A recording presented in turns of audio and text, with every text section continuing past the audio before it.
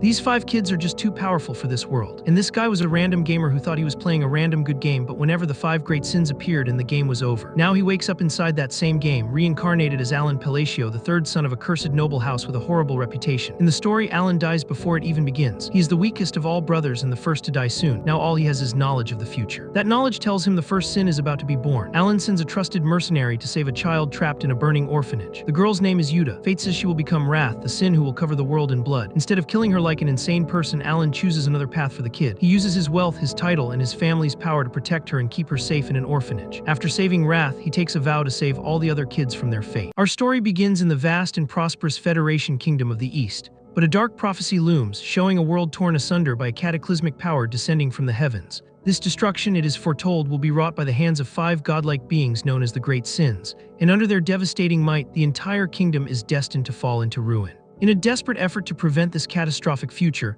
one man devises a perilous plan to avert the apocalypse. He has taken on the impossible task of becoming the patron to the very beings who are fated to cause it. However, he is quickly realizing that the burden of changing destiny is a far greater deal than he ever anticipated. The scene shifts to an opulent room where the clatter of fine cutlery echoes silently. Here we meet our protagonist, a former corporate slave who, after working himself to death, has possessed the body of a young noble in a fantasy world. His immediate confusion is palpable as he struggles with a simple book, a humbling reminder that he is a stranger in this new life. This confusion gives way to awe as he's presented with a feast beyond his wildest dreams. Having finished the magnificent meal, his new life of overwhelming luxury continues as a maid offers to prepare his bath. The shock of his new reality intensifies, finding himself being personally attended to by 2 servants in a grand tub. Leaning into the sheer indulgence, he allows himself a moment of pure bliss, savoring a life he never could have imagined. This peaceful moment is interrupted when a maid informs him of the imminent return of the young masters, a detail that leaves him perplexed. Her subsequent clarification reveals their names, Leo Antonio, and she questions his strange ignorance of his own family members. It is upon hearing the family name Palacio that a deep and ominous feeling of familiarity begins to chill him to the bone. In a sudden wave of panic, the terrible realization of his circumstances causes him to plunge his head beneath the water, startling the attendants. As bubbles escape his lips, a single horrifying question screams through his mind. He's trapped within the world of the game Psychedelia. His memory flashes back to the game's title screen, confirming the nightmarish truth of where he has been reborn. He vividly recalls his past life as a hardcore gamer, dedicating countless hours to conquering this very world. The game's lore rushes back to him, centered around the unstoppable antagonists known as the 5 Great Sins. He remembers their ominous crest, a symbol that heralds the inevitable downfall of the kingdom. And among the first to fall was the notoriously corrupt Palacio house. Led by 2 brothers known as the kings of prostitutes and drugs, overwhelmed by this knowledge, he collapses in despair. Understanding he has been reborn into a house marked for death, his gamer instincts flare, showing him a mental subquest to investigate the Palacio family, confirming their deep-seated corruption. He even recalls his own thoughts as a player, recognizing the Palacio estate as a place only a fool would willingly enter. The final crushing piece of the puzzle locks into place. He is Alan Palacio, the disposable 3rd son and extra villain fated to be the first casualty. Lying in his lavish bed, the full weight of his predetermined and very short future presses down upon him. He mourns his cruel fate, where a life of luxury is nothing but a 10-year countdown to his own execution. Tears of frustration stream down his face as he laments being reincarnated without any of the cheat codes or special powers protagonists are usually granted. But just as despair threatens to consume him, a flicker of an idea ignites within the darkness. A bold resolution forms in his mind. If he knows the cause of the world's destruction, then he simply has to remove it himself. For the sake of his own peaceful, noble life, he decides to reform the 5 Great Sins before they can ever awaken. He reasons that since they are currently just children, it might be possible to change their paths, even for someone like him who has 0 powers. 2 months later, his audacious plan is officially underway. Having rescued a group of orphans from a brutal human testing facility, to aid his mission, he has hired a loyal subordinate, a formidable man named Evan, to be his personal knight. From his desk, Alan commends his new knight on his skills, maintaining a calm and composed demeanor. His stoic expression, however, leaves Evan unable to tell if his master is being sincere. In an attempt to appear friendly, Alan forces a wide, unnatural smile that only serves to deeply unsettle his knight. He inwardly curses his new body's inability to form natural expressions, a stark contrast to the original Alan's emotional transparency. This is precisely why he hired Evan, a man whose loyalty was an unshakable constant in the treacherous world of the Psychedelia game. Evan, ever focused, directs the conversation to their recent mission, the rescue of a specific girl named Yusha. A shadow crosses the knight's face as he recalls the events, stating that the girl was far from ordinary. His memory returns to the dark prison where he found several captive children, and in the center a white-haired girl held in chains. Evan recounts his confusion, having sensed a power in her so immense that her capture seemed impossible. Back in the present, the knight questions Alan's decision to leave such a person in a separate location, a point Alan readily concedes. Alan knows that from the outside, his choice to keep her at a distance might seem like simple neglect. He knows her true identity. Yusha Bludia, a non-human destined to become Wrath, the most destructive of the 5 great sins. With a confident smirk, he believes his plan is sound. By raising her in a peaceful environment, he can prevent her transformation and disarm a living time bomb. Faced with his knight's logical question, Alan quickly tries to formulate a plausible excuse. He pauses for a moment, letting the silence hang in the air as he considers his words carefully. Seeing his master's contemplative state, Evan mistakenly assumes there is a hidden meaning. Asking if it is not yet time, Alan immediately seizes upon the misunderstanding, confirming his knight's assumption and issuing orders to maintain secrecy and provide funds. He then produces a sealed envelope, instructing Evan to deliver this letter directly to Yusha. When questioned, he explains it's a message of reassurance, a gesture of goodwill after her traumatic ordeal. Trusting his master's judgment, Evan takes the letter and promises to see it delivered. Alan watches from his window as his knight departs. Carrying the crucial message alone with his thoughts, he harbors his own doubts about the plan's success but reaffirms that it is a risk he must take. His strategy is based on a key event from the game where an archbishop attempted to pacify an enraged Yusha with a holy spell. He recalls the incantation, a cryptic phrase meant to soothe her non-human nature. This event was the trigger for the game's main scenario, the story progression of the Sin of Wrath. In the original timeline, the spell failed spectacularly, causing her immense power to erupt violently. Corrupted by the failed spell, she transformed completely, her humanity lost to an unstoppable rage. The memory of the ensuing battle, a direct result of that failure, serves as a grim warning for Alan's own gamble. Back in his study, Alan stretches, feeling the immense pressure of his meddling with fate. He muses on the absurdity of his plan, yet holds on to the hope that a few carefully chosen words might influence the girl they call a monster. The way of thinking for these otherworldly beings is something he admits is incredibly hard to fathom. They are like lunatics. Miles away, Yusha stands in solitude, holding the letter that will decide her fate. Evan observes her from a distance, feeling a torrent of mana so unbelievable that it makes his skin crawl. As he approaches, he notes her strange, emotionless demeanor, a terrifying stillness that is amplified by the dark energy swirling around her. Her voice, devoid of any warmth, cuts through the silence as she asks if the letter is truly from Alan. As her eyes scan the letter's contents, she asks, why did the master who saved her not want her by his side? Evan watches in sheer terror, recognizing this visible manifestation of mana as a power belonging only to the legendary Master Realm. Yusha's glowing red eyes fixate on a single phrase written in the letter, the very words Alan had used as an excuse. It's not yet time. The phrase triggers Evan's memory, reminding him of his master's mysterious expression and his command. Panicked, he quickly explains that his master was referring to timing, a desperate bluff that causes Yusha's overwhelming aura to recede. She clutches the letter to her chest, for it contains the exact same cryptic incantation used by the archbishop, a secret promise only her true master could know. With her conviction solidified, her power flares once more, not with rage but with unwavering, zealous devotion. Bathed in the light of the crimson moon, she embraces her destiny not as a mindless beast, but as the bloody Queen Yusa, the loyal Sin of Wrath. Meanwhile, Alan, completely oblivious to the fervent loyalty he has just inspired, settles into bed with a sigh of relief. He gazes at the moon, feeling a sense of accomplishment and already planning how he will fix the next future disaster. He falls into a peaceful sleep, unaware that he has not prevented a catastrophe but has instead gained the absolute devotion of a terrifyingly powerful zealot. A sudden crash of books shatters the library silence, startling Alan from his research. Surrounded by scattered tomes, he clutches his head in frustration, his search for the third boss proving to be a dead end. Springing to his feet as his knight Evan approaches, Alan urgently confirms that the recently rescued child was treated with the utmost kindness. Evan recalls the mission, a brilliant flash of light marking the moment he secured the child from the clutches of the slave market. Just as Evan is about to elaborate, a smug voice echoes through the library, announcing the arrival of Alan's second brother, Antonio Palacio.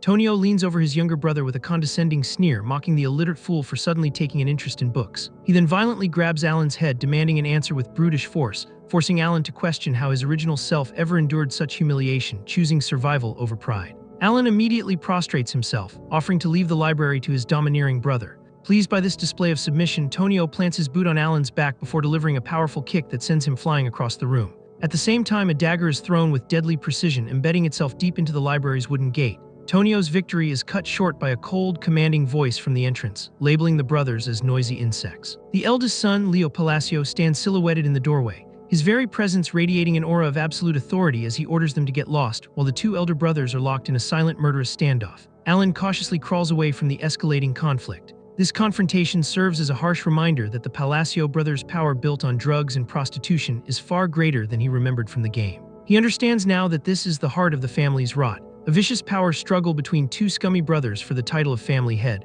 On one side stands Leo, the undisputed prostitution king who holds a significant portion of the underworld in his grasp. On the other is Tonio, the ruthless drug king who manages a massive and violent drug cartel. Terrified by the realization that he is trapped between these two monsters, Alan scrambles to escape the library before he can get caught in the crossfire. As Evan helps him to his feet, Alan solidifies his strategy for survival. He must embrace the role of a weak and incompetent child to stay beneath his brother's notice. Later, as Alan lies collapsed on a sofa, Evan remarks that the child he rescued also seemed far from ordinary. The young noble stirs weakly on the couch, his act of feebleness completely convincing his knight. This leaves Evan to ponder a deep mystery. How could this seemingly pathetic master have uncovered such dangerous and widespread criminal operations on his own? Utterly drained from the encounter with his brothers, Alan can only manage a tiny complaint about his exhaustion. Evan confirms that per his master's orders, the unusual child has been sent to the newly established orphanage. Alan knows the truth.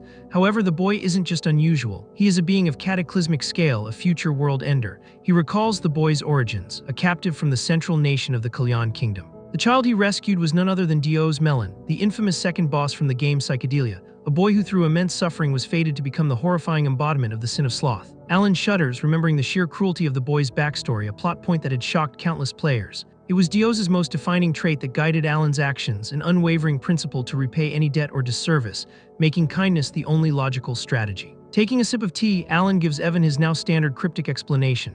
It is not yet time for the boy to join them. He then confirms the letter sent to Yusha was indeed about Dios, containing a bit of small talk to mask its true purpose. The letter's core instruction was simple for Yusha to personally take care of the slightly sick child he had sent her. At the orphanage, Dios stands isolated from the other playing children, a solitary figure shrouded in shadow. He remains alone under the moonlight, a silent testament to a spirit that has been utterly broken by tragedy. A voice cuts through his silent despair, its words sharp and clear, identifying the profound damage within him. He looks up to see Yusha, who has approached him with an unnerving, silent grace, channeling a fraction of her power. She informs him that he has been chosen by her master, the Great Moon. An incredible aura erupts from her as she commands him to feel the power he has been granted and to unleash his sealed potential. With a dangerous glint in her eyes, she extends a hand, offering him power and purpose in exchange for absolute loyalty to her master's orders. Her task now complete, she prepares to send her first formal reply back to the man she reveres. Clutching his letter, she reaffirms her decision to begin their correspondence with a light, simple greeting. Back at the Palacio estate, Alan's desperate search for information on the third boss is interrupted by Evan bursting in with urgent news. With a look of shock on his face, the knight breathlessly reports that something has happened to the second young master, Antonio. Alan looks up from his messy pile of books, completely bewildered by the sudden development. The scene reveals Tonio's fate. His lifeless body lies entangled in glowing purple threads in a dark, decrepit alleyway. An overhead view shows the somber and sparsely attended funeral of the second son of House Palacio. During the service, the supposedly grieving Count Palacio is seen shamelessly entertaining two women. Observing the disgraceful display, Alan is disgusted by a family that would bring women and drugs to their own son's funeral. Looking down at his brother's body, he knows that the official cause of death, an accidental fall, is a lie that diverges from the game's original story. He distinctly recalls the brutal game event where Leo personally murdered Tonio, celebrating his victory and ascension as the rightful heir. Seeing the triumphant smirk on Leo's face, Alan immediately deduces that his brother is the murderer, having simply expedited his plans. With his arms crossed, Alan watches his brother's corpse, contemplating the unexpected acceleration of the plot. Following Tonio's death, Leo absorbed the drug business, and a false sense of peace settled over the now undisputed territory. In the quiet days that followed, Alan and Evan enjoy a peaceful afternoon tea. During this time, Alan has established a steady correspondence with Yusha. Confident that their connection will be a valuable asset, he reads her latest letter, which details the surprisingly normal lives of the future great sins, including Dios's newfound hobby of puppeteering. Evan notes a recent sharp increase in sponsorships for the orphanage, a strange but welcome development that Alan happily accepts. The knight then presents a new report, announcing that the Information Guild has finally found a clue regarding the third boss. A spark of excitement ignites in Alan's eyes as he realizes his chance to find the next target is finally at hand. The two sit in a moment of shared quiet anticipation for the next phase of their master plan. But elsewhere, a scream of pure agony echoes through the night. Two individuals, leaders of a growing organization, report on their success to an unseen figure. Their report is delivered from a street filled with the dead bodies of their own members. One of the members screams in horror as his own hand moves against his will, plunging a sword into his comrade. The two leaders find themselves ensnared by the same power, their bodies forced into a deadly battle against each other. They can only scream in pain and terror as they inflict grievous wounds upon one another. As the slaughter continues, a cloaked figure walks away from the carnage without a single glance back. It is Dios, his hands weaving threads of glowing purple energy. The puppet master enjoying his grim performance. His companion questions the necessity of the massacre. Seeing no logical point in the brutal display, Dios explains that while he feels no pity for drug dealers, he fails to see how this act furthers his own goals of revenge. Her eyes glow with fervent light as she declares that this is the essential foundation to prepare the world for his return. With a zealous smile, she states that they cannot allow their master to arrive in a shabby, unprepared world. A sentiment that finally convinces Dios. As they soar into the night sky, they are united in a single, unwavering purpose. Everything will proceed according to their master's will. 2 years have passed since the fateful correspondence with Yusha began. During that time, the Palacio estate has remained a quiet yet tense home. An exhausted figure stumbles through the grand halls, clearly drained from a long and arduous journey, bursting into the backyard. The night Evan finally collapses before a startled Alan. Despite his fatigue, he gives a triumphant thumbs up, confirming that the fifth and final target has been safely secured at the orphanage. As a reward for his night's incredible effort, Alan offers him a plate of macarons. It was a desperate struggle to locate the third sin of greed, a hunt that pushed Evan to his absolute limits, guided only by Alan's game knowledge. With their primary mission of gathering the children now complete, Alan tells his loyal subordinate that he has earned a long overdue rest. A wave of profound relief washes over Alan, the immense weight of his world-saving plan lifting ever so slightly. Evan, however, observes his master's stoic expression and questions if he is truly happy with their success. With a completely deadpan face, Alan insists that his current expression is in fact one of joy. Lying back in the grass, he allows himself a moment of satisfaction, amazed at how smoothly everything has progressed. He reflects on the core of his mission, knowing the bosses of Psychedelia were all forged in the fires of torment and abuse. Each of the 5 great sins was born from a tragic past, and he knew that saving them all before their fated corruption was a near impossible gamble. Yet against all odds, the 5 children who were destined to destroy the world now stand together under the safety of his protection. Lounging in the sun, Alan's peaceful afternoon is interrupted by Evan delivering the latest letter from the orphanage. The knight happily reports that the children, who were once like broken dolls, have begun to heal from their trauma. As he opens the letter, Alan notes that with the children's recovery progressing so well, they won't need to hire any outside help. He silently marvels at Yusha's natural talent for managing the other children, attributing it to her original character's deep attachment to the orphanage setting. Acknowledging her inherent kindness, he remarks that Yusha is a good kid, prompting Evan to ask if the letter contains any special news. The letter, bathed in the warm light of the sun, opens with a cheerful and reassuring update. It paints a beautiful picture of life at the orphanage, where the children are finally allowed to be children, playing freely under Yusha's watchful eye. A sense of pride fills Alan's heart as he reads about their normal, happy lives, reaffirming his belief that a nurturing environment was the key. This leads Evan to ask the logical question: when his master will finally meet the children he has worked so hard to save? To his knight's utter astonishment, Alan bluntly states that he has absolutely no intention of meeting them in person. His reasoning is rooted in fear, recalling the game's horrific flashbacks that depicted the children's already terrifying personalities. He admits to himself that even though he saved them before their awakening, the memory of what they could become is still deeply frightening. After a moment of nervous hesitation, he decides to postpone the meeting for at least 5 more years. This fear for his own safety motivates him to practice his magic, knowing he needs some form of self-defense in this brutal world. While Alan proudly boasts about his natural talent, Evan interrupts him with a question about a mysterious group known as Blue Moon. The name is completely foreign to Alan. So Evan explains they are a new popular group of vigilantes hunting down criminal organizations, confident that anything not from the original game is an irrelevant anomaly. Alan dismisses the group as a temporary fad that will soon disappear, but Evan shatters his confidence with a chilling update. Blue Moon doesn't just hunt criminals, they have also been killing nobles. Instantly terrified by this news, Alan immediately declares that for his own safety, his knight will now be sleeping in the room directly next to his. The scene shifts to the orphanage, now bathed in the dark of night. Here, a secret meeting is called to order to hear the weekly activity report of the vigilante group, Blue Moon.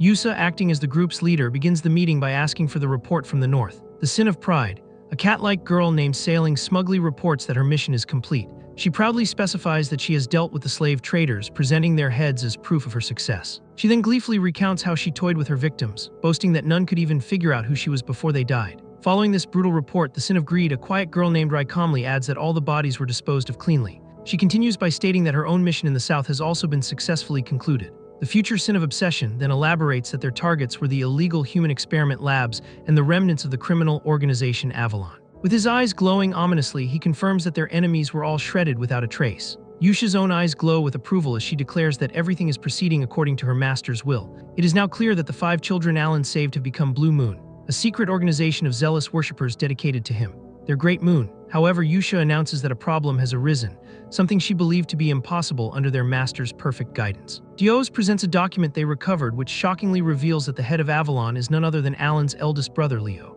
The revelation that their master's own family is corrupt sends a palpable shock wave through the room. The other members can only stare in disbelief, the gravity of the discovery hanging heavy in the air. The tension is thick as they process the dangerous implications of this new information. But as User reads the document further, her rage is ignited by a single line. A direct order from Leo to assassinate Alan, which she cannot forgive. 2 years later, the inevitable finally happens and the members of the Palacio house gather for the funeral of their patriarch. The official cause of the Count's death is listed as cardiac arrest, but Alan, knowing his father's rampant drug abuse, understands the truth, and his attention is drawn to panicked whispers about Blue Moon. He overhears Leo's men reporting that their forces were ambushed and completely annihilated by the mysterious vigilante group. This stunning defeat forces Leo to finally recognize Blue Moon as a serious threat to his criminal empire. And so the funeral for a man no one mourned comes to a quiet and unceremonious end. As Alan and Evan leave the church, Leo watches their departure from a high balcony with a cold, calculating gaze. In his room, Alan begins to pack his belongings, prompting a confused Evan to ask what his plans are now that Leo is the new count. In response, Alan simply picks up a suitcase and announces that they are leaving, a decision that utterly shocks his knight. He clarifies that they aren't leaving forever but are merely relocating to the Southern Territories. Evan correctly deduces their destination is a remote village on the edge of the family's land. With their carriage waiting, Alan confirms his plan to abandon his title and live a quiet life far from the family's corruption. From his balcony, Leo watches the carriage depart. His brothers attempt to flee, not going unnoticed. A dark and unreadable expression is plastered on his face as he silently watches them disappear. The scene shifts to a sizzling pan where toast and a sunny side-up egg are being cooked to perfection. In their new humble home, Alan is attempting to cook for himself. A simple domestic act he finds surprisingly difficult. 3 days after their arrival, they have settled into a peaceful new life with Evan happily assisting his master. But this tranquility is violently shattered when Alan is summoned back to the estate for yet another funeral, this time for his brother Leo. Standing in the blood-soaked mansion once again, Alan is horrified, his mind racing to understand why the plot is changing so drastically. He approaches the casket and sees the cause of death is unmistakable. A single clean blade wound directly through his brother's heart. A chilling question forms in his mind. Who in the world could have possessed the power and audacity to murder Leo Palacio when he tries to question a nearby guard about the incident? The man screams and recoils in absolute terror. The terrified guard is quickly dragged away by a comrade babbling apologies for having dared to make eye contact with Alan. Alan is left utterly bewildered, noticing for the first time that all the funeral guests are whispering and actively avoiding him. As he walks through the hall, the crowd of nobles parts before him as if he were death itself. It is then that Evan approaches him, his face etched with a seriousness Alan has never seen before. Leaning in close, the knight whispers a question that turns Alan's world upside down. Was he the one who wiped out Avalan overnight? The accusation leaves Alan completely speechless, as the horrifying realization dawned that he is no longer seen as a weak noble but as a terrifying, shadowy mastermind. As the grand carriage departs from the blood-soaked estate, a new chapter begins for the young master. Inside, Alan sits in contemplative silence, pondering the future he has so carefully planned. A wicked smile spreads across his face as he inwardly rejects any possibility of returning, for the peaceful village of Rodmal is the final stage of his grand design. He reflects on his success, having saved the 5 future calamities from their tragic fates by altering their pasts. He is confident that he has prevented the apocalyptic future that once loomed over the world. His mind drifts to an idyllic future, a peaceful picnic where the children can grow up happy and untroubled. He envisions a quiet life in a quaint village far from the corruption and danger of his former home. It is the perfect place to finally achieve his ultimate goal, to live the sweet, leisurely life of a nobleman. Evan, however, sees through his master's facade, refusing to accept his vague and dismissive explanation for their sudden departure. Caught off guard by his knight's astuteness, Alan quickly tries to end the conversation before his true motives are exposed. Unbeknownst to them, their carriage is being watched from a high balcony. Leo Palacio stares down at his fleeing brother, a single murderous question echoing in his thoughts. He had already deemed Alan useless and had even considered poisoning him after their father's death. However, seeing his brother's pathetic attempt to run away to the frontier, he decides there's no longer a reason to kill him. He turns away with a frustrated scowl. His thoughts soured by the recent string of failures within his organization, Avalon, just as he dismisses his brother as an irrelevant nuisance, he summons his right-hand man, Alman, with a new command. The loyal assassin immediately assumes the order, asking if he is to pursue the carriage and kill the young master. Leo turns in surprise, taken aback by his subordinate's direct and unexpected question. He finds it deeply unsettling, as Alman was a man who had always followed his orders without a single word of complaint. The fact that he is now questioning a direct command sparks a flicker of suspicion in the new count's mind. That flicker of suspicion turns to shock as he feels a sharp, sudden pain in his side. An explosion of agony erupts from his chest as a blade is violently driven through his body. He looks down in horror to see the sword belongs to his most trusted man. Unable to comprehend the sudden betrayal, a cold, unfamiliar voice emanates from Alman, stating his personal enjoyment of war games. It is then that his eyes begin to glow with an unholy light, revealing the once loyal assassin to be something far more dangerous. He reveals his true allegiance, a sacred duty to protect his one true master, the Great Moon. With a single fluid motion, he rips his blade free from his former master's flesh. A final decisive slash ends Leo's life as Alman explains the condition for this betrayal has just been met. He reveals that he had waited 2 long years for Leo to give the order to harm Alan, the trigger for his secret mission. As Leo collapses, Alman declares that with this final command, the entire Avalon organization will now be erased from existence. He looks down at the corpse of his former lord, his voice devoid of emotion as he states what a pity it all is. 3 days later, in his peaceful village home, Alan wakes up with a cheerful and contented yawn. He basks in the morning sun, ready to enjoy another perfect day of his new quiet life. He and Evan share a simple breakfast of toast, a small but significant symbol of their newfound freedom. As he savors his meal, Alan muses that his cooking is so good, he could probably start his own toast business. Their peaceful morning is suddenly interrupted as Evan rushes in. Holding a newly arrived telegram, Alan takes the letter, a sense of confusion clouding his happy mood. His eyes widen in horror as he reads the message. A formal request for his immediate return following the death of Leo, abruptly ending his 3-day paradise. Back in the dreaded funeral hall, Alan stands before his brother's casket, the sole surviving heir of the Palacio family. He is immediately struck by the terrified reactions of the guests, their fearful whispers and trembling gazes leaving him utterly confused. His confusion deepens as Evan's question from before echoes in his mind, the absurd accusation that he was the mastermind behind Avalon's destruction. He and his knight sit alone in the empty hall, a heavy and awkward silence hanging between them with tears of frustration welling in his eyes. Alan begs his knight for a simple explanation as to why he has been framed as a criminal genius. Evan calmly lays out the undeniable facts. Alan's departure provided a perfect alibi, and with both his brothers dead, he is the only one who stands to gain. The sheer horrifying logic of the situation strikes Alan with the force of a physical blow, frozen in his seat. He can only listen as Evan further explains that with Avalon gone, there is no one left to challenge his claim or investigate the truth. His knight then finishes his flawless deduction with a theatrical flourish, mockingly asking if the new mastermind of the county is having a throbbing headache is Alan's only reply as he struggles to process the insane turn his life has taken. A sudden thought strikes him, and he recalls the vigilante group Blue Moon, wondering if they could be the real culprits. But Evan quickly dismisses the idea, reporting that the Information Guild has already ruled them out as suspects. He explains that Blue Moon's methods are completely different as they are known to leave a signature mark, but never any bodies. The scene of Avalon's demise, however, was described as a hellish slaughter, solidifying the rumors that Alan has a sword master-level assassin at his command. Alan knows this is impossible, as Blue Moon was a non-factor in the game, which leaves him with no other suspects and no way to clear his name. Meanwhile, at the orphanage, Yusha and her comrades are in the middle of their own debriefing. Ryan reports with an ethereal glow that no bodies were left behind from their last mission. Xiang eagerly draws her blade, a golden aura erupting around her as she chimes in. With a sadistic grin, she confirms that there were indeed many bodies that required disposal. Dios, cloaked in a regal purple aura, gives a precise number of the enemy forces they eliminated. The Sin of Obsession then steps forward, his own dark power flaring to life. He confirms that as per their boss's orders, every single one of their targets was cut in half. Yusha's eyes glow with a sinister red light as she deems their brutal mission a perfect success. In the aftermath of their assault, the once mighty Avalon organization has been reduced to nothing more than rubble and dust. But their work is not yet finished. As the Sin of Obsession reports that their cleanup is incomplete, he presents a folder containing a list of other nobles who were secretly connected to Avalon's criminal network. The document highlights the deep involvement of one of the most powerful families in the kingdom. The Alia Dutch takes the folder, her expression turning cold and determined as she processes this new information. A dark, murderous aura begins to emanate from her as she wordlessly conveys her next command. The other Sins stand ready, their own powers flaring in response to their leader's silent order. With a cold and savage grin, the Sin of Obsession declares that they will take care of this next target quietly. Back at their headquarters, Yusha wraps up the debriefing, seeking final confirmation on their cover story. Ryan assures her that the Information Guild is treating the incident as completely unrelated to Blue Moon, a fact that Sealang celebrates. Dios observes as more intelligence comes in, all the guilds now sharing the same narrative. The massacre was the hellish work of a lone swordmaster.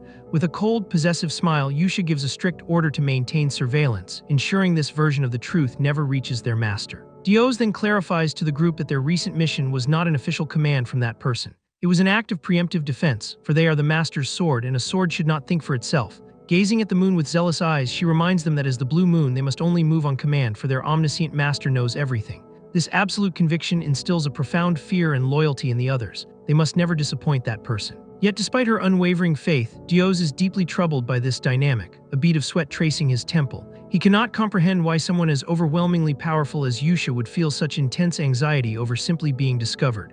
Pushing his doubts aside for now, he clenches the report and resolves to follow her lead. Meanwhile, the person at the center of all this devotion has collapsed onto his desk, utterly defeated by paperwork. Having inherited the title of Count, he was forced to spend an entire month drowning in responsibilities, a far cry from the life of leisure he craved. He laments that while he may have gained a fearsome reputation, the biggest problem is the timeline itself. Leo's death came 6 years too early. His misery is compounded by a line of vassals, each carrying yet another mountain of documents requiring his approval. This sudden diligence from his staff is baffling. Under the previous Count, they were masters of laziness and shortcuts. The truth is they are utterly terrified of their new lord, the shadowy mastermind who they believe will kill them for the slightest mistake. He correctly deduces their newfound work ethic stems from the rumors of his ruthlessness, ironically making his life even more like that of a corporate slave. In a private workshop, Evan approaches his master, who is busy with a different kind of training.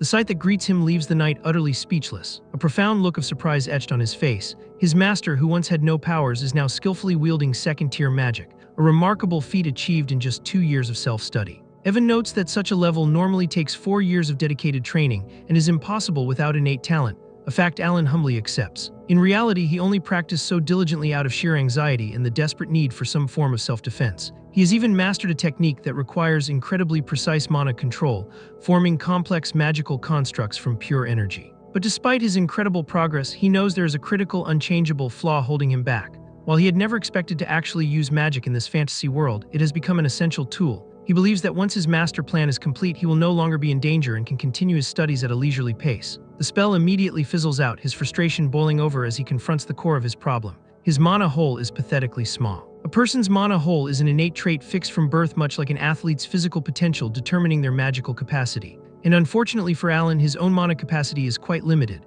a faint energy source in a world of brilliant stars. It is so small, in fact, that no amount of training can ever overcome this fundamental and deeply frustrating weakness. Just as he despairs over his magical limitations, Evan arrives with a potential new opportunity, a formal invitation to a high society dance. He takes the invitation, a look of confusion on his face as he considers his next move. The invitation leads him to a grand ball, an opulent gathering of the kingdom's most powerful nobles. Dressed in the formal, decorated attire of a count, he steps into the lion's den. The sheer social pressure of the event already has him feeling completely drained before he has even spoken to a single person. This is a regular networking event for the nobles of the southern region, a place for forging alliances and cementing power. Realizing he must build connections as the new count, he steels his resolve, much to the confusion of his cake-wielding knight. However, the moment he and Evans step onto the main floor, the other nobles scatter in every direction as if fleeing a plague. One unfortunate man who makes accidental eye contact shrieks in terror, flinching away as if he had seen a vengeful ghost. The terrified guests practically trample one another in their haste to get away from the rumored monster in their midst. Evan awkwardly tries to console his master for the blatant social rejection, but Alan remains completely unfazed. He coolly dismisses the incident, stating with a world-weary sigh that he fully expected this kind of reaction. After all, he knows that the current reputation of House Palacio is a far cry from the glory days of his illustrious great-grandfather. To the rest of the world, he is not a respectable count, but the notorious and feared black sheep of the East. But he came prepared, ready to deploy the social skills he has been secretly practicing for this very occasion. He approaches a lone young woman, using the unique taste of the wine as a smooth opening line. As he takes a sip, he is hit by a powerful aroma. His senses completely and visibly overwhelmed by the distinctive bouquet. Remembering that a gentle smile is key to socializing, he forces a wide, menacing grin while asking where he can acquire some of the wine for himself. This gesture has the opposite of its intended effect, filling the young lady with a cold, creeping terror. She faints from sheer shock, stammering that she will prepare it for him right away, leaving Alan completely baffled by her reaction. As he stands over her unconscious body, he overhears the other nobles whispering that he is an even bigger scoundrel than his murderous brothers. In a desperate attempt to deny his catastrophic social failure, he concludes that she must simply be a uniquely shy person. Back in their designated corner, Evan presents a tray piled high with gifts, Riley congratulating his master on his increased loot. The impressive list of tributes does little to soothe his bruised ego, as his carefully studied wine knowledge proved to be worse than useless. The heavy weight of his reputation as a fratricidal maniac presses down on him, isolating him in the crowded ballroom. He has become a pariah, a person so feared that his hopes of networking are now completely and utterly shattered. Defeated, he decides to step outside for some fresh air, leaving Evan with his plate of consolation snacks. As he leaves, his departure is noted by an elegant woman with striking red hair and a matching crimson dress. Her crimson eyes follow him with a curious and calculating gaze as he walks away. Out on the balcony, Alan lets out a deep sigh, trying to clear his head under the vast, starry night sky. He stands in solitude, taking a moment for himself away from the suffocating atmosphere of the ball. A sudden, unexpected voice breaks his solitude, causing him to turn around in genuine surprise. But as he turns, he finds the balcony completely empty, the voice seemingly coming from nowhere. Confused but polite, he begins to introduce himself to the empty air. Assuming the speaker is hidden, the voice reveals its source. Introducing herself as Loria, the third daughter of the powerful Altia ducal house. The name Altia immediately triggers a flash of recognition, a name he knows all too well from his past life. He remembers them from the game. The Altia family, one of the 3 great villainous houses also known as the Black Sheep of the North. He realizes with a nervous sweat that anyone brave enough to approach him now could not possibly be an ordinary person. And yet, despite the immense importance of her family in the game's lore, he has absolutely no memory of this specific girl. The girl, whose face seems completely new to him, looks at him with nervous determination and gets straight to the point. Her request is as direct as it is shocking. She asks the dreaded mastermind to lend her his strength. She then looks away with a cryptic blush, adding a strange and ominous addendum to her plea. She reveals the terrifying truth behind her desperation. She is fated to be assassinated, and he is the only one who can help her. Faced with this desperate plea, Alan listens with a calm, unreadable expression.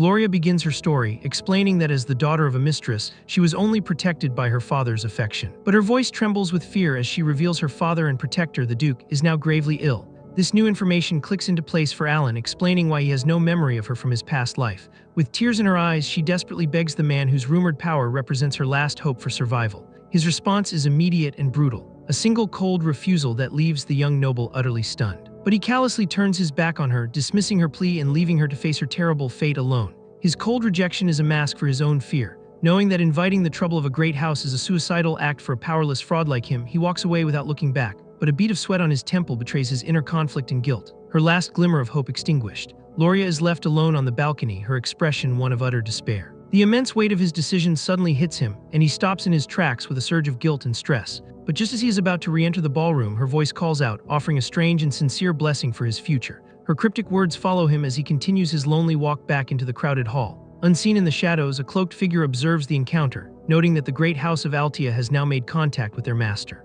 Another cloaked figure quickly intervenes, revealing that they have their own intelligence on the matter, and no action is necessary. Their information confirms that Gloria is the only member of her family not entangled with Avalon's criminal activities. This purity means she is not a target for their purges, simplifying their existing command to eliminate the rest of the corrupt ducal house. Re-entering the ballroom, Alan glances over his shoulder. A distinct and unsettling feeling of being watched creeping up his spine. Feeling completely isolated, he is suddenly startled by a confident hello from the mysterious red-haired woman from before. A flicker of genuine hope ignites within him. Perhaps this is his chance to finally make a real connection with another noble. That hope is instantly replaced by dread as she steps closer, his instincts screaming that she is just as dangerous as everyone else who approaches him. He resigns himself to his fate, accepting that his fearsome reputation now ensures that no ordinary person will ever talk to him again. Her playful question confirms his suspicions. She is fully aware of her own notoriety and enjoys the power it brings. He quickly racks his brain, searching his extensive game knowledge to identify this new and dangerous variable. His memory brings forth the political landscape of the game, defined by the three great villainous houses of the Asteria kingdom. There was the House of Altia in the frozen north, infamous for their cruelty and dark secrets. Then there was his own fallen family, House Palacio, the corrupt black sheep of the east. And finally, there were the degenerates of Zenonia, the ruthless criminal masters of the west. Her confident smile confirms her identity as she asks if her fearsome reputation precedes her. She proudly represents Zenonia, a refined corporate-style syndicate that operates with ruthless efficiency. A wave of despair washes over Alan. All he wanted were some peaceful connections, not a meeting with the head of a Western crime family. The woman gracefully accepts his silent acknowledgement as a compliment to her power and influence. With a predatory glint in her eyes, she leans in closer, offering him a private audience. Panicked, he quickly refuses, using the excuse of prying eyes while internally screaming for her to leave him alone. Her knowing smile reveals she sees through his lie but is amused by his desperate attempt to flee. Instead of forcing the issue, she simply promises that they will meet again, her tone leaving no room for argument. She turns to leave, leaving Alan utterly baffled by the brief but terrifying encounter. He is left standing alone, dumbfounded that he has managed to attract the attention of yet another major villain. From the rafters above, the members of Blue Moon report that their cover-up of the Avalon incident is secure, but a new threat has emerged. They have spotted someone tailing their master, a fact that Alan, with a weary sigh, has also just noticed. Lacking direct orders, they decide to shadow the mysterious tail, ready to eliminate them if they prove to be a threat. The scene shifts to a vast open landscape where Evan questions his master's certainty about their current path. They have arrived at a deep overgrown canyon, the very place Alan had been searching for.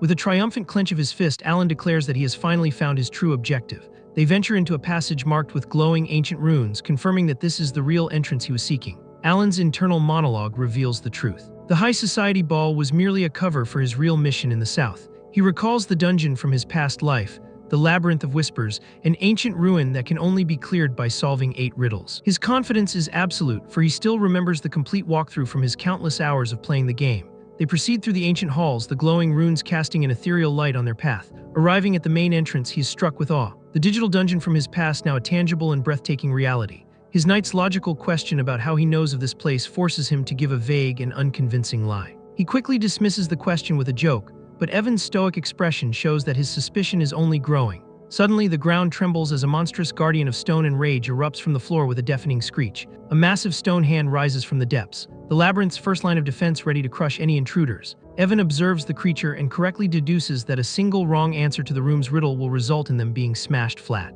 Alan, completely unfazed by the towering golem, calmly approaches a pedestal to read the first riddle. With a steady hand, he dips a feather quill in ink, already knowing the answer from his perfect memory. Evan, however, is lost in his own thoughts, trying and failing to find any logical pattern in his master's bizarre missions over the past 4 years. Just as the golem's fist descends upon him, Alan calmly explains that the exit will only open once the Guardian sequence is complete. True to his word, the creature freezes mid-attack and the massive stone door behind it begins to grind open. He admits to himself that even though he knew the brutal outcome of solving the puzzle, he still had to force himself not to look away. They step through the newly opened door, entering the final chamber in the heart of the labyrinth. Ignoring the vast riches, Alan directs his knight to a single skeletal hand. Despite Evan's confusion over retrieving a seemingly useless and oversized ring, Alan insists they leave the rest of the treasure behind. With the artifact in his hand, a look of pure triumph crosses his face. He has finally obtained the game's ultimate prize, the constraint. He confidently reassures his nervous knight that there is nothing left to fear on their way out, but his celebration is cut short by his knight's terrified voice, alerting him to a new horrifying development.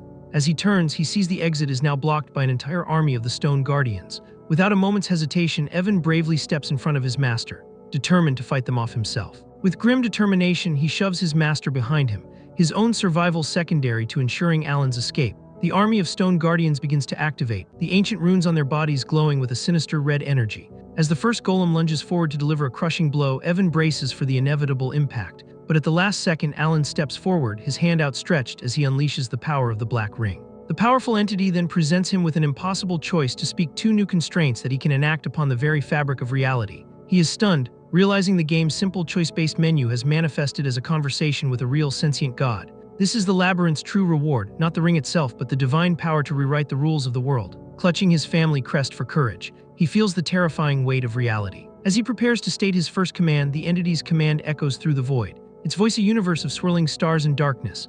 Performing a complex hand seal from a forgotten magical art, he declares that from now on all spell casting will require the hand seals of Babylonia. His goal is simple yet audacious, the power to twist the very laws of the world itself, a wish that is immediately granted, his mind reeling from the surge of cosmic power. He prepares to state his second, even more audacious constraint. He forms a new seal over his mouth and declares that all magic must now be cast using only the sacred words of the same forgotten language.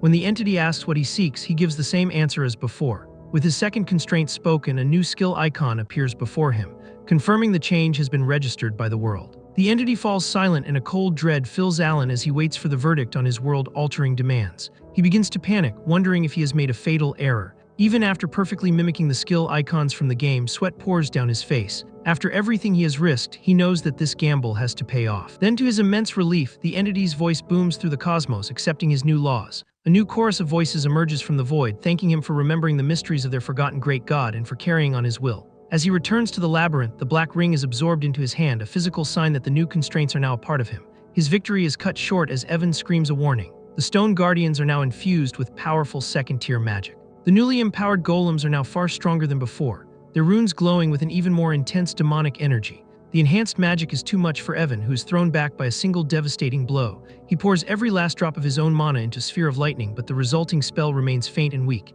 He lets out a frustrated sigh, accepting that no matter how hard he tries, this is the absolute limit of his natural magical ability. Trapped by an army of Stone Guardians, Alan knows it is finally time to test his newfound power. With a cold resolve, he unleashes his feeble spell, ready to witness the price the world will demand for the restriction he has created. He utters the first sacred word, refraction, and his simple magic begins to twist and invent a new, more powerful form. With the second incantation, repulsion, the spell explodes outwards, a massive wave of pure destructive energy. The entire chamber is consumed by a blinding flash of power, a testament to a force that defies all logic. He then speaks the third incantation, blue light, and the energy coalesces into a torrent of violent azure lightning. With the fourth and final word, line of diffraction, his hands masterfully shape the chaotic energy into a focused weapon. He then unleashes the spell, a concentrated beam of overwhelming power that lances through the chamber. The beam of pure energy tears through the Stone Guardians, its power forming a protective barrier around him and his knight. Evan can only watch in utter disbelief, his mind unable to process the impossible display of power. The single enhanced spell continues to ricochet through the chamber, a storm of blue lightning that tears the golems apart. When the light finally fades, all that is left is a scene of utter devastation. The once mighty army was reduced to rubble. The two of them are left floating in a crater of their own making. The sheer power of the spell leaves them both speechless. Evan can only stare at his master, the same 2 words echoing in his mind. What the hell, he asks if Alan had been hiding his true strength all along, a question the young count denies with a weary sigh. Evan admits that in his 15 years of fighting he has never seen magic like that, questioning if it was truly only a second circle spell. Alan simply confirms that it was, leaving his knight to stare at him with a mixture of awe and terror. He himself is just as shocked, knowing that in the game the spell enhancements were never this powerful. He recalls the simple turn-based system where hand signs and incantations were just minor incremental buffs. He now understands that by combining 4 incantations and hand signs, he had essentially enhanced his chain lightning spell over 5 turns. In other words, he simply used the game's established mechanics to create a large-scale lightning spell. But the constraint he acquired from the Forgotten God has amplified this effect beyond all reason, granting his spells unimaginable power. He admits that even a basic second circle spell became overkill, a result that far surpassed his wildest expectations. Exiting the labyrinth, Evan collapses in exhaustion, finding the mental strain far worse than any physical battle. As he catches his breath, he wonders aloud who could have created such an unpleasant and dangerous place. A forgotten piece of lore comes to Alan's mind. The Maze of Whispers had another more common name among players. He remembers a forum post from his past life explaining that the dungeon's creator was a man named Palon. He casually mentions that the maze was created by a man named Palon, a name that causes his knight to stare at him in utter disbelief. Seeing his knight's shocked expression, Alan quickly changes the subject, announcing their return to the east and praising Evan's hard work. His knight is left bewildered, unable to comprehend how his lazy master could be so diligent and knowledgeable about such ancient secrets. Alan's explanation for his recent feat of power is simple. The game's mechanics, which he now knows are real laws of magic, allow for spell enhancement through specific incantations and hand signs. Unlike the game where these enhancements were just a simple stat boost, he has discovered that they physically alter the shape and properties of his spells. This time he actually witnessed the spell's changing form with each incantation he spoke. He theorizes that his unusually high aptitude for mana control is what allows him to perceive and manipulate these transformations. As they prepare to leave, he makes a mental note to test this theory further, relieved that his gamble in the labyrinth has paid off so spectacularly. Deep in the moonlit forest, a lone cloaked figure sits in quiet contemplation. It is Rai, one of the 5 sins. Her expression serene as she basks in the tranquil night. Her peaceful moment is interrupted as she leaps gracefully to the top of a cliff, her senses alert to an approaching presence. With a soft crunch of leaves, she lands silently in front of a massive stone monument. The ancient glyphs on the stone describe the era of the forgotten outer gods, a language only she can understand. A faint smile touches her lips as she recalls the events that led her to this sacred place. She deciphers the final passage, a personal message left by a man named Palion for a friend he left behind. She lets out a soft laugh, her hand gently tracing the ancient glowing runes. Her mind fills with the forgotten history of Palion the Great, the brilliant emperor who single-handedly saved his people from monstrous invaders. She possesses this knowledge because of her unique ability, the Ancient Library, a gift that grants her access to all of history. She recalls Alan's casual mention of Palion, a name that should only be found in the deepest annals of history, a clear sign of his special nature. His connection to the Bloody Queen Yusha was another piece of the puzzle, a link to a being of immense and ancient power. She now understands that she didn't just expect him to be a friend of Palion, she knew it. The cryptic phrase he had whispered to her, the very incantation from the labyrinth, was a secret that even her ancient library did not contain, solidifying his divine status in her eyes. She blushes with embarrassment, realizing that the Red Moon Yusha was right about their master all along. Her thoughts are interrupted by the arrival of another cloaked figure, Dios, the Sin of Sloth. Perched high in a tree, he asks if she was able to acquire the information she was looking for. With a grim expression, he reports that their target, the Dark One, is already dead. He recounts the bizarre scene, how the man's head had simply twisted and snapped in midair, an act of inexplicable and terrifying power. Ryan's expression hardens as she declares that they must report this anomaly for processing.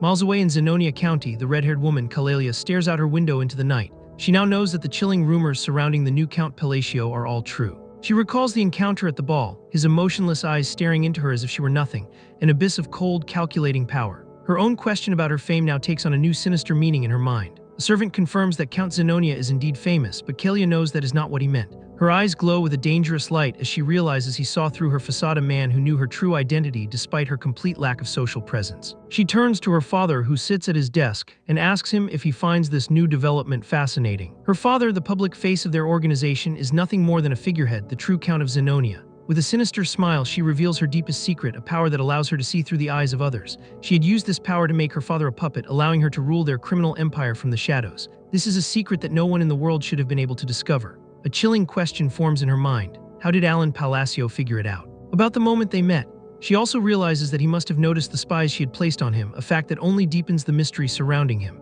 Her thoughts are interrupted by a panicked guard who rushes in to report an urgent matter. Kalia calmly asks him to explain, but he only stammers that she must see her room immediately. Inside, she finds the corpse of one of her spies, his body contorted in an unnatural state. Her subordinate notes that the spy's magical seal did not activate, meaning he did not reveal any of their secrets before he was killed. A grim smile spreads across her face as she realizes the perpetrator's true intention.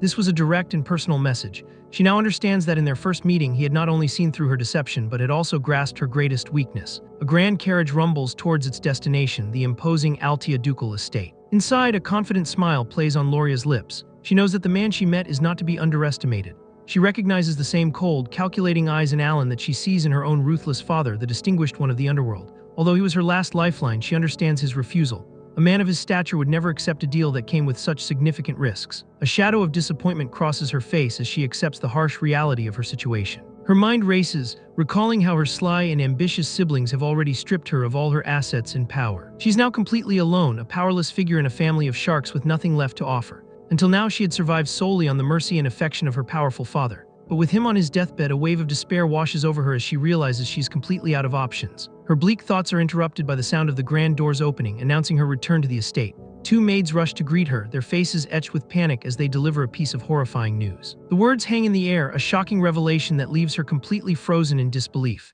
She knows her siblings are ruthless enough to backstab each other, but the idea that they would take their own lives is utterly incomprehensible. With a growing sense of dread, she asks about the fate of the two eldest, Tellen and Marion. The servants can barely speak, their terror palpable as they try to explain the gruesome scene that awaits her. A horrifying tableau is revealed. The bodies of her eldest brother and sister impaled on blades and locked in a final bloody embrace. Peeking from behind a pillar, Loria can only stare in utter shock, her mind reeling from the impossible carnage. At that same moment, a cloaked figure leaps from the roof of the estate. His mission is complete. It is the sin of obsession. A cruel smile gracing his lips as he confirms the successful elimination of his targets. As the remaining servants flee in terror, Loria remains frozen, her mind struggling to process the events. The words Alan had spoken to her on the balcony suddenly echo in her mind, a cryptic promise of good things to come. She now understands his true nature, not just a powerful noble, but the true mastermind of the entire county. He was a terrifying predator who had hidden his claws, patiently waiting for the perfect moment to seize absolute power. A shiver of terror runs down her spine as she finally comprehends the true meaning behind his words. In the same way he had become the sole successor to his own house, she has now become the only heir to the Allied Dutch overnight. The horrifying realization dawned on her. She has made a pact with a monstrous devil and there is no turning back.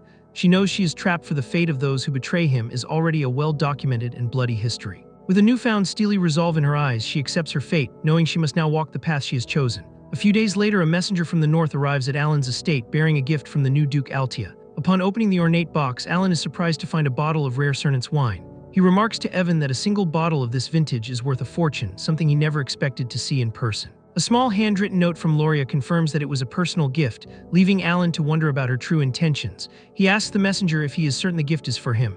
A detail the messenger confirms, stating the Duke herself ordered its delivery.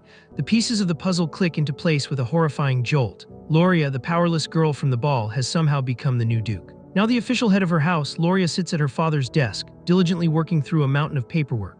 She lets out a weary sigh, amazed at how quickly the past 2 months have flown by. After her father's funeral, she officially inherited the title, finally gaining access to the office that was once forbidden to her. She recalls the sudden and mysterious deaths of her siblings, an event for which she was never even considered a suspect. Her perfect alibi was her attendance at the ball, a time when her own secret organization had been completely dismantled by her siblings. She remembers the feeling of absolute helplessness, surrounded by enemies with no power or allies to protect her. It was only later that she realized the true brilliance of Alan's plan, his ability to use even her weakness to his advantage. While he had openly declined her request for help, he had secretly orchestrated the complete annihilation of her enemies. She marvels at his incredible foresight, a man who could calculate so far into the future without her even needing to ask. It is now clear to her that he helped her because he needs the power and influence of the Altia name for his own grand design. She knows that even with her newfound power, she is no match for the hidden strength of the man she has allied with. She understands his strategy. As a significant figure in the underworld, he has built his power through business, not birthright. The one thing he lacks and the one thing she can provide is the political power to manipulate the world from the shadows. He needs the Altia name.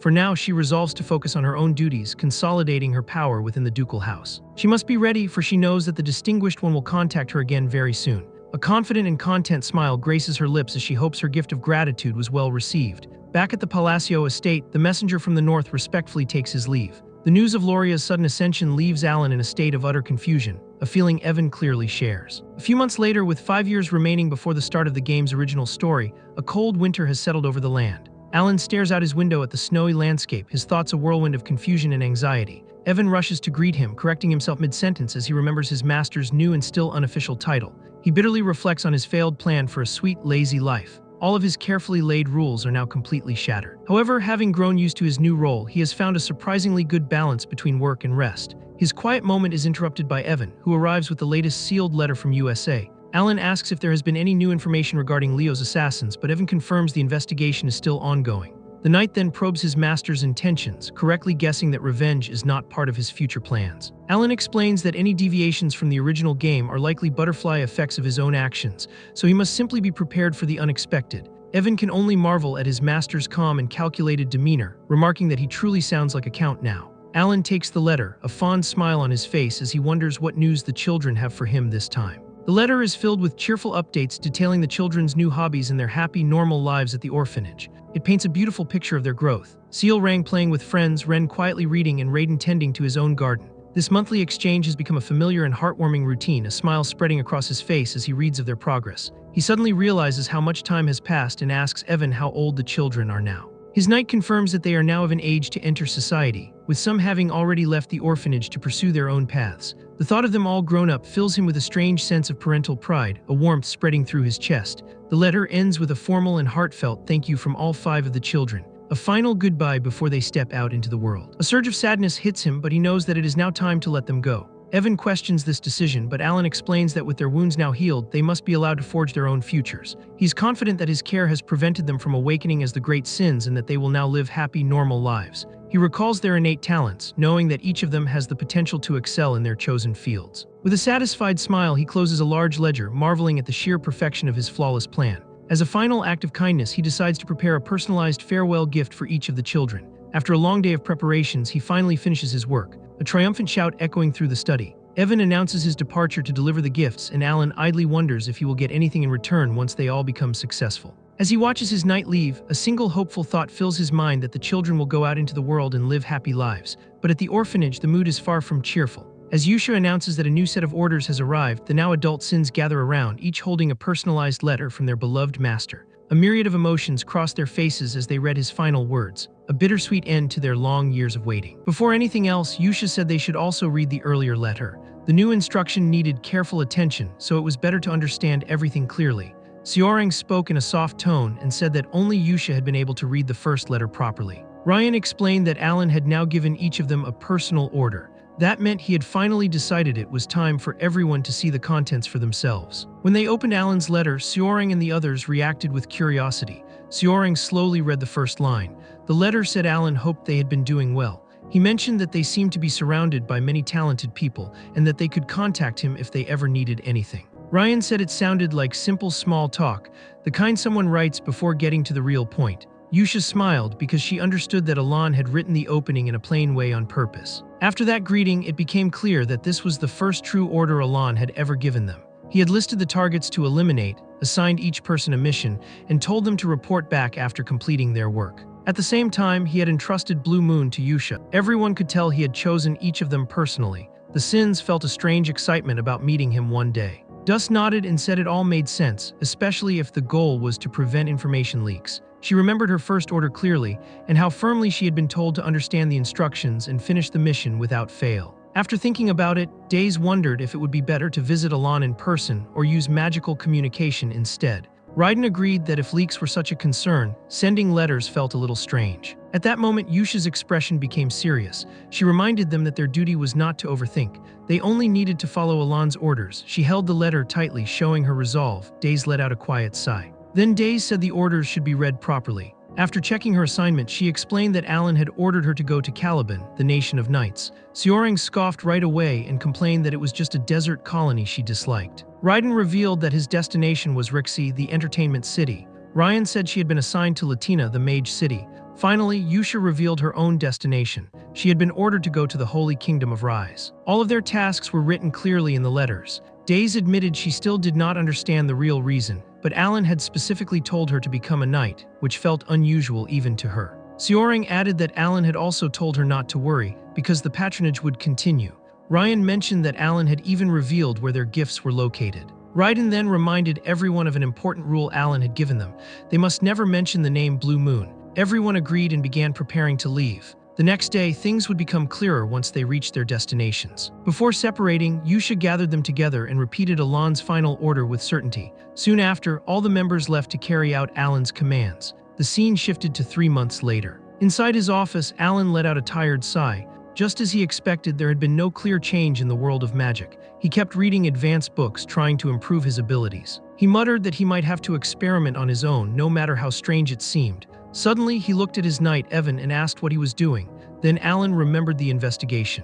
He questioned Evan about the progress on Leo's killing. Evan replied that the Information Guild still had not found anything useful. Alan looked surprised for a moment. Then he asked if there was anything else to report. Under his breath, he muttered that saving the 5 deadly sins had already changed everything too much. The events were no longer following the original path. Even Loria, who was never supposed to exist in the original story, had somehow become the Duke of Altia. That thought bothered him. She was spreading her power through the underworld very quickly. With a tired chuckle, Alan told Evan to stop investigating the Ascension completely.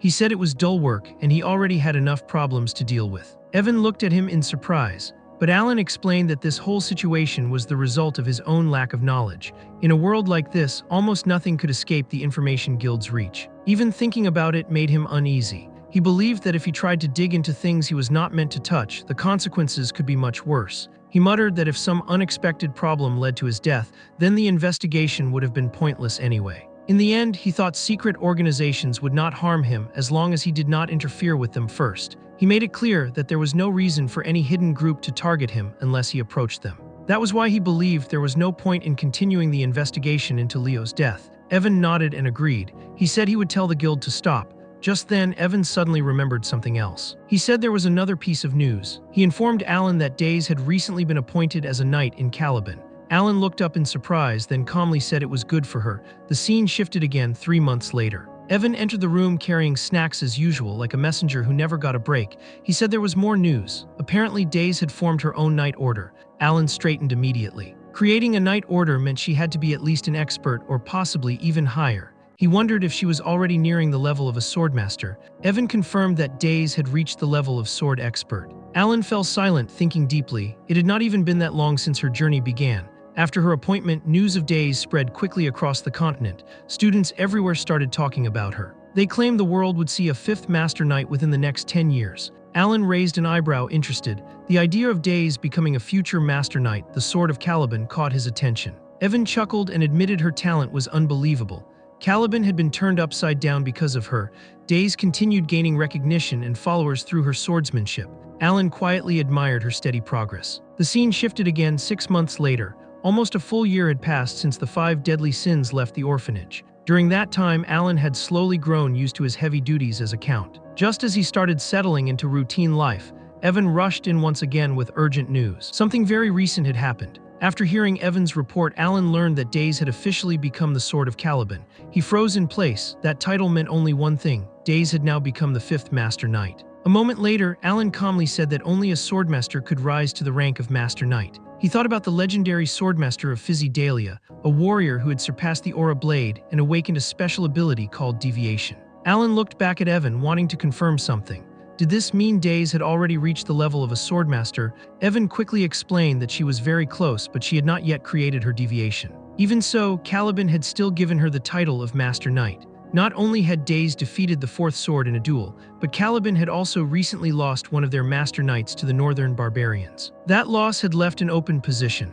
Alan took a moment to think and acknowledged that the war between the two sides had been going on for more than 10 years. Evan continued explaining. Awakening mana and learning to control it usually took around 5 years. Creating a deviation could take decades. The great first sword, Rahornet, had been 32 years old when he became the youngest Master Knight in history. He had trained since the age of 5 and had been unmatched in strength. Even with his incredible talent, it still took him more than 20 years to reach that level. And nowadays, a child who once knew nothing about swords was already standing right at the edge of becoming a true swordmaster. Alan's eyes widened. If she only needed her deviation, then her potential might already be greater than Rahornet's. He realized her rise to swordmaster could happen very soon. A small smile appeared as another thought came to him. Maybe he could rely on her strength sooner than he had expected. Evan quietly noticed Alan's reaction. Alan then looked down at the letter in his hand and murmured that maybe there was nothing more he could do for them anymore. But Evan immediately told him not to blame himself. Holding the letter again, Alan thought about how he only ever received letters from Yusha. Even after she left for the Holy Kingdom, she kept sending regular updates. Her letters were always filled with news about the 5 deadly sins, showing that they were still closely connected. Alan let out a soft sigh. He thought that even though none of them had ever seen his face, they could have at least thanked him for the gifts. Then he stopped himself and lightly slapped his cheeks, correcting his thinking. He reminded himself that he should already be grateful they had not destroyed the entire kingdom. After all, the 5 deadly sins awakening and living peacefully was already something unbelievable. Alan said that as long as they were living well, he was truly happy. The scene then shifted to Caliban in the central region of Kritham. Caliban's central district, where the highest nobles lived, was home to the grand mansion of the famous Sorscalif Knight Order. Inside the grounds, countless knights trained without rest. Their swords flashed through the air in perfect rhythm. At the top of a hill stood Daze, now wearing a full knight's uniform. He looked tall, calm, and striking.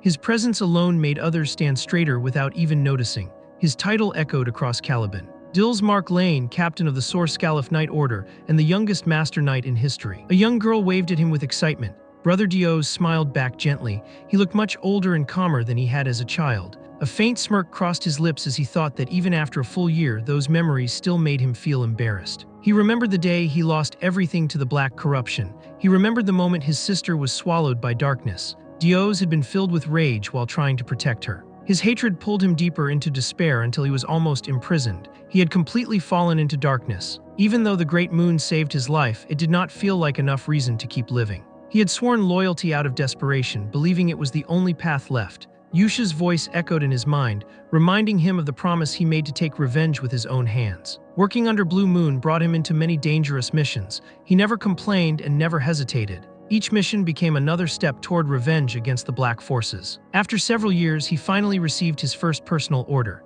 When he opened the final letter, confusion filled him.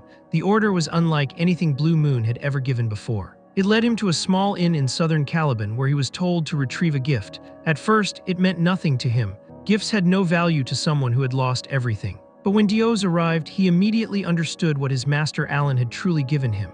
The gift was his sister. She was alive, safe, and waiting for him. It said the gift from the Great Moon was his family, the one he believed he had lost forever. Dios completely broke down. Tears streamed down his face as he ran forward and wrapped his arms around her. His sister stared at him in shock, unable to understand what she was seeing. To Dios, in that moment, she was more precious than his own life. He pulled her into a fierce embrace, holding her tightly. His whole body shook, and the tears on his face showed the impossible truth. The sister he had mourned for so long was still here, alive and breathing. He stared at her, struggling to believe she was standing in front of him after being gone for so long. Sile, also shaken, clutched his arm, her own tears falling. Through it all, a faint smile appeared on her face, giving him comfort. Not long after, they sat side by side with steaming cups of tea. Even such a reunion had to pause for a quiet moment.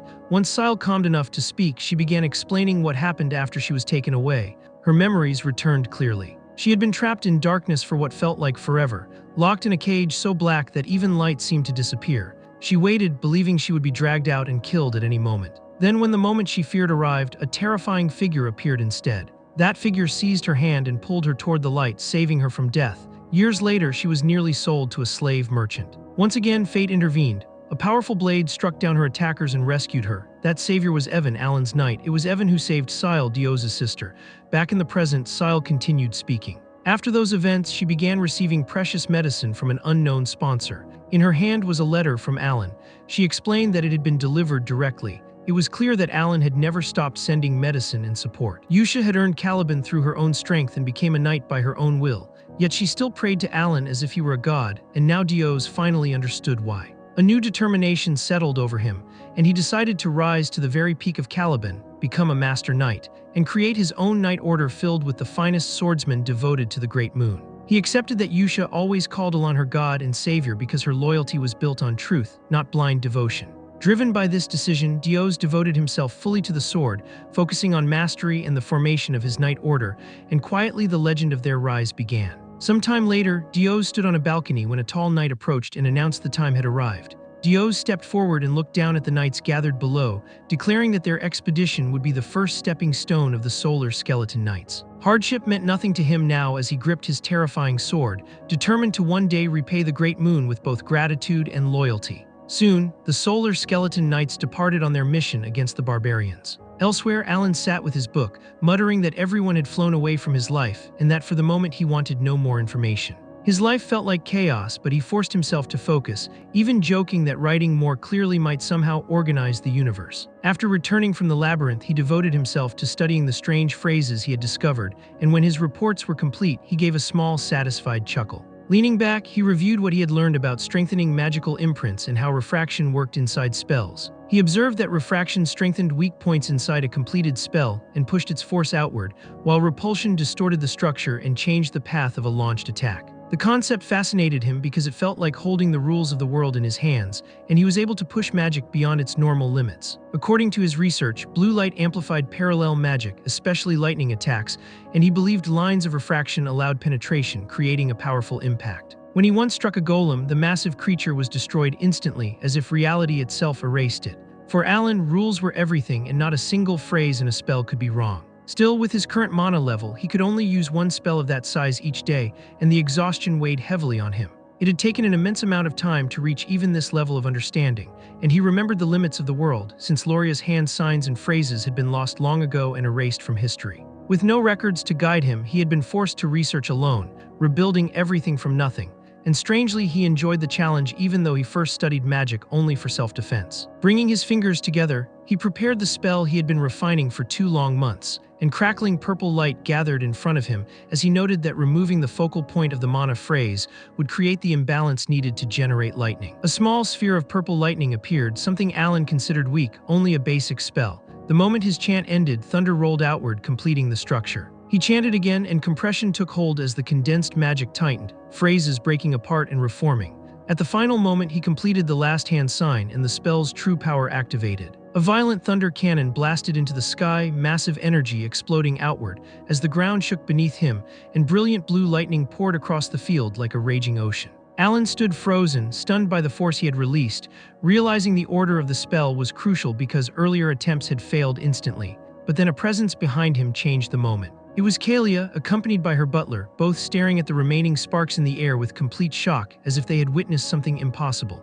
The butler recognized it as origin magic, meaning Alan now stood at the level of a 7th circle mage. The term origin circle caught Alan off guard since he had never heard his power described that way. Inside Alan's castle, Kalia sat in the Platino family's reception room, holding herself together while her thoughts raced, with Benel standing stiffly at her side like the most suspicious servant imaginable. Kalia tried to steady her breathing as she remembered the first time she had seen Alan, and there were 2 clear reasons for her visit. The first was Alan's possession of a figurative card powerful enough to bring catastrophic damage upon Gona, and the second was her need to judge Count Loria Platino's true goal and sense the strange power Alan seemed to have absorbed from Loria through unknown means. As she gathered her thoughts, she reflected on Alan's terrifying brilliance, seeing him as a prodigy, the great moon himself, an unmatched existence, someone who could hold the entire Palestinian territory in his hands like a small globe on a desk. With the Blue Moon organization behind him, his future looked unstoppable. At the mere mention of Alan's strength, Benjel visibly trembled, his fear immediate and impossible to hide, shocking Kalia, because the arrogant and unyielding Benjel had never shown submission to anyone, even as a 5th-rank mage abandoned by the Mage Tower for horrific experiments. He had power strong enough to erase entire battalions with a single spell, yet years of support from Kalia had never made him bow. But the moment Alan was mentioned, Benjel became a trembling mess. Kalia watched with growing unease as fear poured from him so clearly that even she could feel it. A dreadful thought came to her mind. Was her own mage completely unable to stand against Alan? And worse, could Alan truly be nearing the level of an origin mage? Before she could settle her thoughts, the door opened and Alan entered without hesitation. His face was distant and cold, and his presence filled the room, making it clear they needed to explain themselves at once. Kalia forced herself to stay calm and said she had arrived unannounced after losing her way while trying to find him.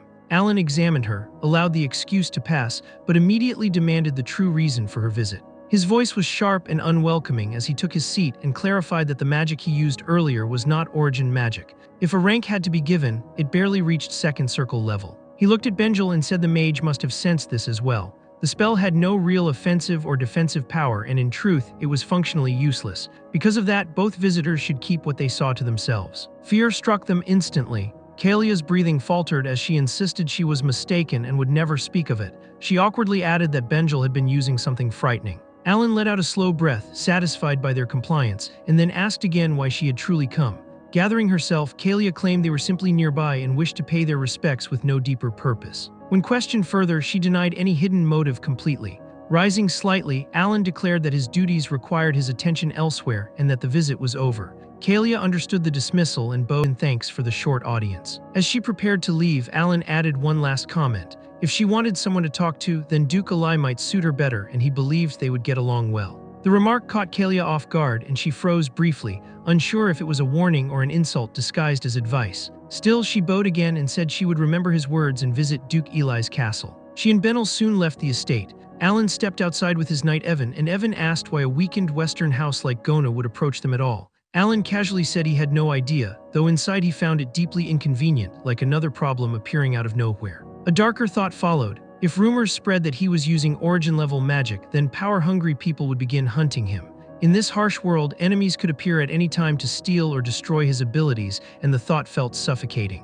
Returning to reason, Alan noted that Gona had no logical reason to contact Altia, since they were longtime underworld rivals. Unease settled in him as he warned Evan never to meet or deal with them alone again. Inside the carriage, silence finally broke when Kalia asked if Alan's magic had truly been origin-based. Benel, still trembling, denied it firmly. When she pressed him about his earlier reaction, he explained that origin magic meant creating new laws upon unbreakable principles, something only a supreme archmage could do. Benjel's expression darkened as he described what he had truly seen. Through his observation ability, the very structure of magic around Alan had been torn apart, as if reality itself had been shredded. The presence he felt from the Great Moon was overwhelming and endless. Instead of following the normal laws of magic, Alan seemed to twist and rewrite them. Lightning froze in place, principles bent, reality collapsed and formed again, yet the spell remained stable like an impossible miracle. Behind that power, Benjel sensed something even worse, a vast ancient eye, an entity that could reshape every law in existence. In a low voice, he called it the influence of a forgotten god. The memory nearly broke him as he clutched his head, trying to stop himself from thinking too deeply. Having once studied forbidden magic, Benjel trusted his conclusion completely, and with cold certainty, he warned Kalia never to challenge Count Pelstonio and never to make him an enemy. Kalia gave a stiff, empty laugh as she tried to regain control, realizing there was no benefit in digging further into Alan's intentions. Perhaps he truly meant for her to visit Duke Eli, and that advice alone might shape the future. 2 years passed since the children went their separate ways, and inside his office, Alan asked Evan for updates, especially about one specific child. Evan admitted there was still no information about them, but he had other important news. The announcement that Ga County and the Eli Duchy had formed an alliance struck Alan like a thunderbolt. Evan confirmed it was real, even if it seemed harmless on the surface. Frustration overtook Alan because after all his effort raising those little sinners, the world had rewarded him with a secret political alliance. He half-joked that the Astria kingdom might be next to collapse, but real fear crept in as he realized Kalia may have taken his suggestion far too seriously. He never meant for visiting Duke Eli to start a political disaster, and he slapped his forehead in disbelief, hoping the alliance was only temporary. Knowing Kalia's personality, it should have been impossible, yet reality rarely followed logic. Still, he decided to respond by writing a letter, explaining that if he had seemed cold or insulting before, it was not his intention. Even though it sounded more like a firm warning than an apology, he handed it to Evan and told him to send it through the Machinery Guild and continue searching for the children. Left alone, Alan reviewed the reports and wondered about Raiden, Seorang, and Yusha. His eyes stopped on a blood-stained letter they had once sent, and for a brief moment he feared Seorang had died, but he kept reading. If she had followed the instructions, she should have gained her warrior symbol and might have even escaped Baba Yaga by chance. The letter also spoke about the golden beast glove he had given her, a priceless item. Seorang had never been proud, and she could have chosen a noble path instead of falling into darkness. The item's value had been clear, and if she had known its true worth, she could have sold it for a fortune or used it to build a new life. With her talent, she could have succeeded anywhere. Alan looked toward the balcony and quietly whispered that this land rewarded only strength, making it a harsh place for anyone who wanted a peaceful life. Night covered the desert colony in a quiet glow. Deep inside a hidden cave, Seorang stretched and yawned as if her long ordeal had finally ended. She lifted the golden glove Alan had given her and whispered her thanks. She remembered the pale golden, kitten-like spirit and understood that the Golden Mane tribe was not a myth. Memories of her mother, her home, and her bloodline returned. The Lenin were descendants of the Golden Mane, rulers of all beast kind, and the relic carried divine power passed down for centuries. Now it was in her hands. Putting on the glove had almost destroyed her, filling her body with pain and testing her mind through endless trials, but she endured. The memory of being an abandoned experiment haunted her until Alan saved her life. Now she held the strength to hunt the black dragon that had ended her family. Golden light burst from her palm and filled the cave. She understood this power was not meant for ordinary fights, but for something greater. Her bloodline had awakened and her purpose became clear. She would become the strongest gladiator, gather the lost relics of the Golden Man, and restore her tribe's glory. Light exploded again as she swore to slay the dragon. Stepping out of the cave, she looked up at the moon and promised that everything she did would be for her savior. With firm conviction, she declared that the golden ruler of all beast kind would rise beneath the blue moon after 500 years. With that vow, the true rebirth of her people had begun, while somewhere fate itself could only watch in disbelief. Now I have recapped 11 chapters total, and more are on the way starting from chapter 12 soon. If you liked this recap, please like and subscribe and tell me in the comments if Alan reminds you of some anime character.